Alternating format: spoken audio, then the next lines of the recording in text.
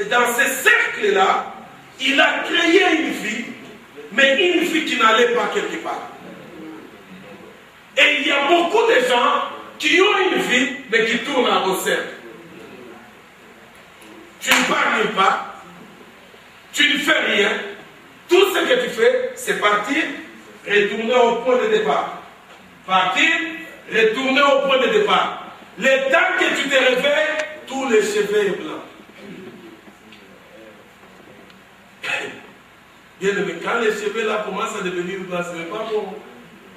Si tu n'as pas encore accompli ce que tu dois faire, c'est là que beaucoup de gens ont beaucoup de stress. Et le diable te met en prison. Joseph était là, mais il était en prison.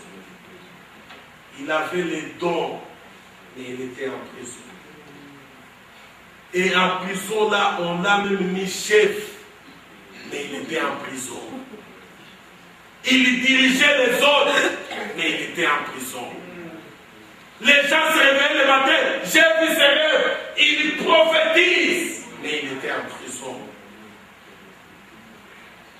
Il se réveillait le matin, il prie, mais il était en prison. Prier n'est pas synonyme d'être free.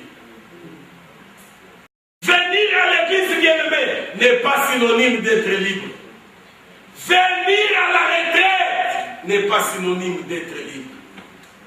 Nous voulons la liberté ce soir.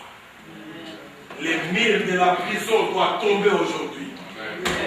Les murs de ce cercle-là qui t'étouffe doivent tomber aujourd'hui.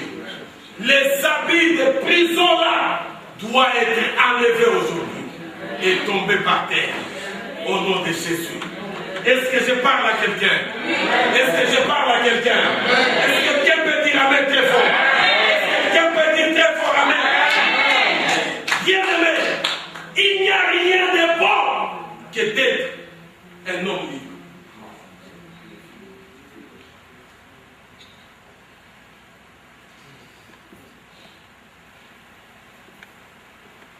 Il y a des gens qui ont toute une maison en prison. Papa, maman, enfant en prison. Ils viennent à l'église, ils prient, ils donnent l'argent, ils prophétisent, ils parlent en langue, ils lisent la Bible, mais en prison. C'est pourquoi vous ne pouvez pas aller loin. C'est pourquoi, même dans ta maison, l'odeur n'est pas une bonne odeur. Je vais vous dire aujourd'hui quelque chose. Si dans ta maison, il y a la saleté, à tout moment, tu ne nettoies pas la maison, tu ne nettoies pas les chaises, tu ne nettoies pas la télé, il y a des poussières partout. Parfois, je dis bien parfois, c'est une expression spirituelle qui se transfère dans le physique.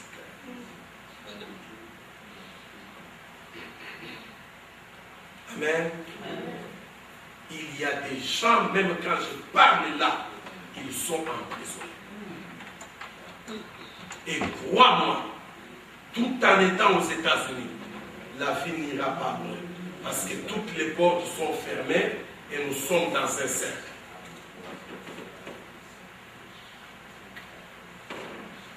Amen. Amen. J'ai rencontré un homme quelque part qui pleurait, pasteur. Je veux que Dieu amène les feux chez mes enfants dans la maison. Parce qu'ils amènent des copines dans la maison, ils amènent... Je ne peux plus prendre ça. J'ai compris. Toute la famille est en prison. Bien-aimé, laisse-moi être très franc avec vous. Et ça peut être dur, mais ça va aider. Ça va révolter ton cœur. De ne pas voir les enfants que tu as mis au monde, la famille dont tu as souffert pour amener là où tu as amené, et aujourd'hui ne peut aller nulle part.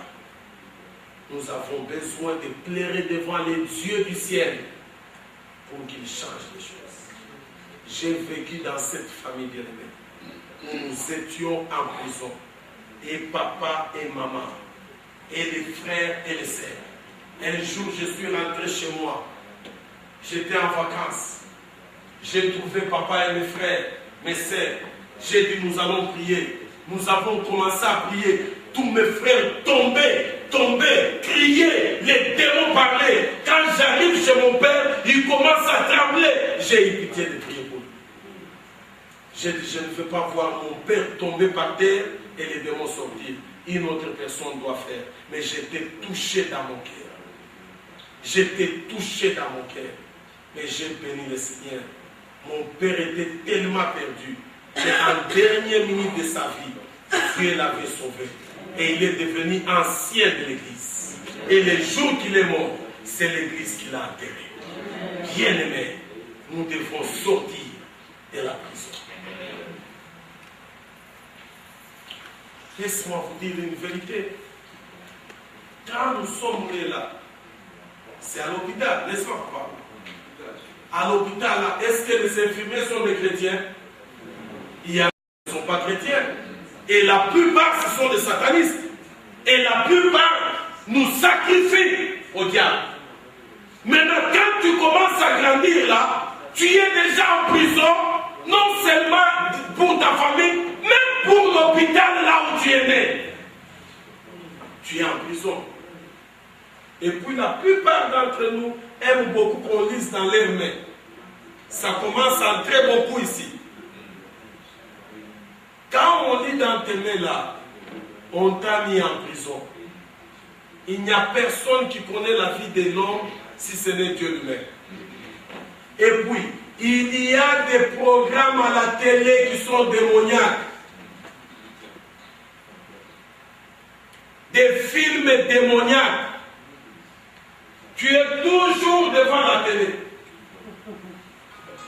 Tu connais toutes les chaînes. Même quand tu fermes les yeux, tu connais, tu connais. Bien aimé, c'est là que toi-même tu te mets en prison.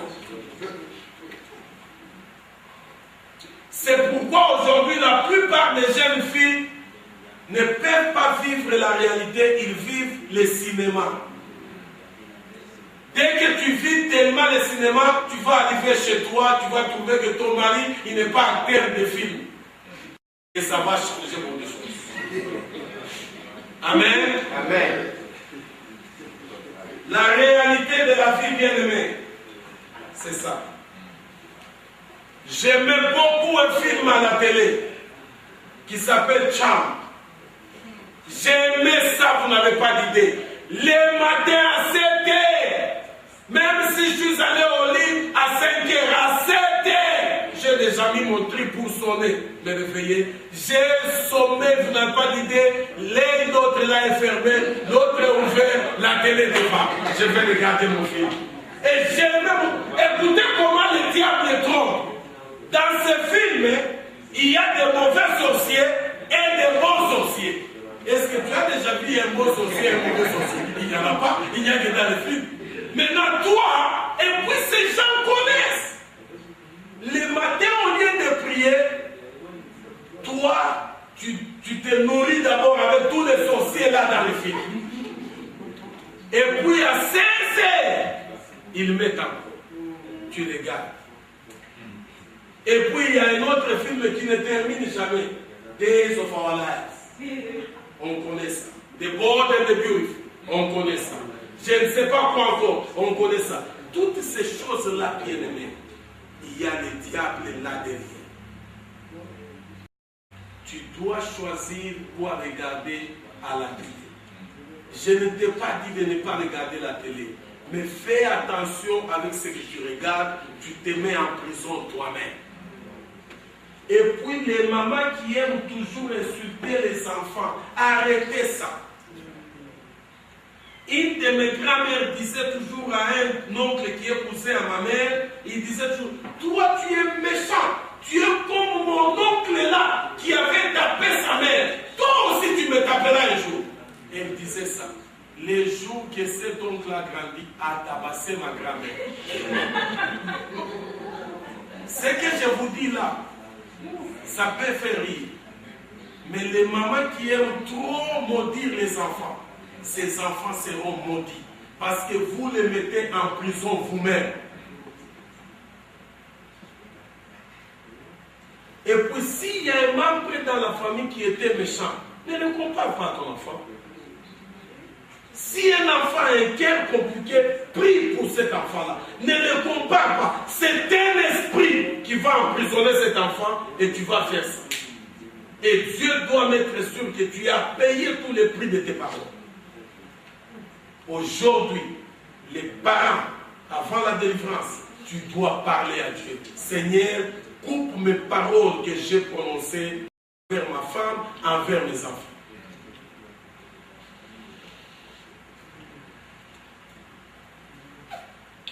Amen. Amen. Ma mère, c'était une bonne personne, mais quand on était des enfants, elle avait des langages comme toi, est-ce que tu paieras pour moi les habits? Tu vas seulement payer pour toi, ta femme. Et ma mère n'a pas vécu pour que je paye les habits pour elle. Elle n'a pas vécu. Dans les temps, on n'était pas des chrétiens.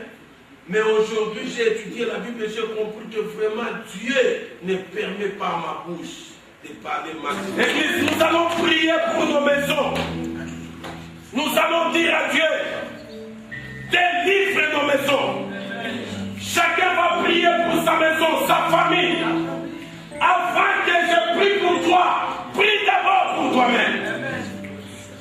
Ceux qui ont des problèmes dans leur cœur, enlève ça. Dieu veut que tu sois d'abord libre toi-même. Si tu as des gens que tu n'as jamais pardonné, pardonne-les aujourd'hui. Ça peut être la prison.